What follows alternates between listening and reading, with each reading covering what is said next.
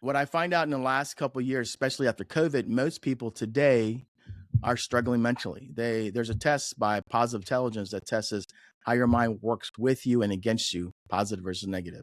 So I ask people, you know, the element besides taking the one page plan to a micro, the 401, the other thing that's most important that I think is like the game changer is how are you mastering the mental game. And this positive intelligence test, it tests you when you get negative.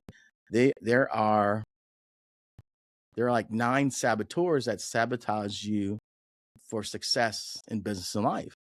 And it's really important now to know what that is, because if you're growing a company 30, 40, 50%, or you're growing a company where you're hiring staff and people, when you get to the unknown, how are you going to stay positive? How are you going to open up your potential for emotional IQ or intelligence to be okay with the unknown, just because you know that it's going to get you there. So you become a vortex of negativity, like you're sucking people in, right? And if you can develop positive intelligence, you'll be able to navigate a lot quicker, handle stress.